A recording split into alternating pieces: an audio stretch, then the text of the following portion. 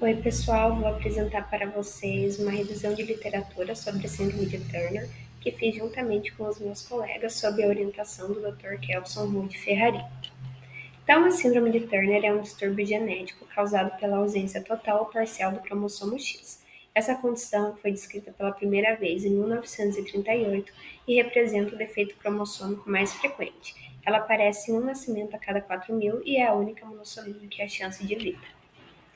Os primeiros relatos da síndrome de Turner foram descritos pelo médico estadunidense Henry Turner, que descreveu uma síndrome onde as mulheres possuem algumas características em comum, como a imaturidade sexual, baixa estatura, pescoço alado e cúbito válido.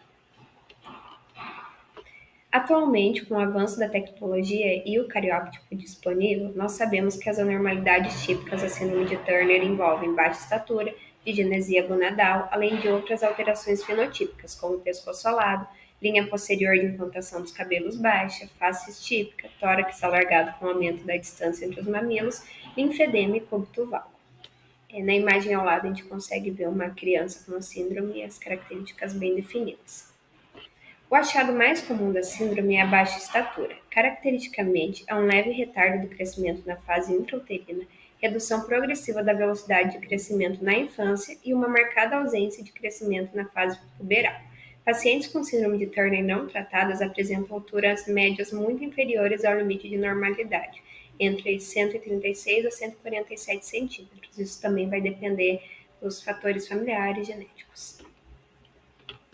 As pacientes portadoras da síndrome apresentam uma mortalidade 3 vezes maior comparado com pacientes que não têm a doença, por causa de uma frequência de doenças cardiovasculares, como a coarctação da aorta, válvula aórtica bicúspide e coração hipoplásico, e também de condições autoimunes, sendo que a tireoidite de Hashimoto é a principal, e musculoesqueléticas, como encurtamento dos metacarpianos e metatarsianos, especialmente os quartos, palato ogival, micrognatia e alterações da arcada dentária.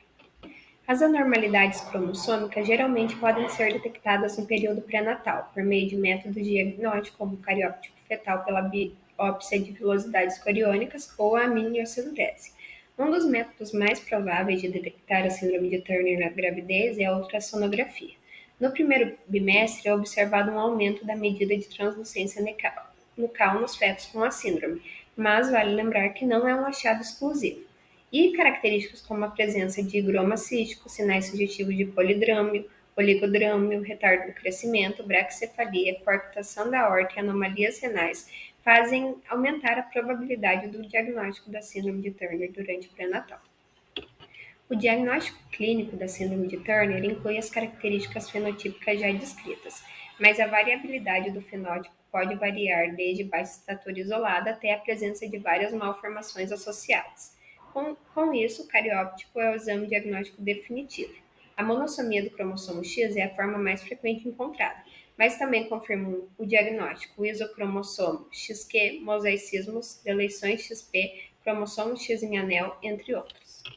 O tratamento correto visa a melhora da qualidade de vida da paciente com a síndrome, se baseando em hormônio do crescimento para o aumento da estatura e aplicações de estrogênios conjugados e metroxiprogesterona para indução puberal.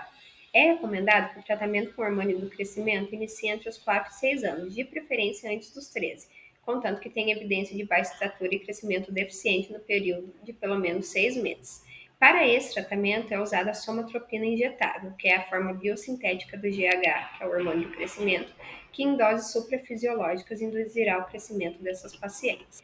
A indução puberal em meninas com insuficiência ovariana tem início geralmente entre 11 e 12 anos, com baixas doses de estrogênios, para que não haja interferência no tratamento com a somatropina. Estrógenos conjugados e beta-estradiol micronizados são os mais utilizados, mas também é possível usar os transdérmicos na forma de gel ou de adesivos. Os prostágenos mais usados são a medroxiprogesterona e progesterona micronizada, uma vez que tem início após o sangramento vaginal ou 2 anos depois do início dos estrogênios. Além de outras condutas que também são adotadas na presença de manifestações clínicas, como o tratamento cirúrgico das malformações, em principais cardíacas, tratamento de doença renal, hipertensão arterial, doenças autoimunes e aconselhamento genético. Com isso, concluímos que a síndrome de Turner acomete apenas mulheres e a principal forma encontrada é a monossomia do cromossomo X.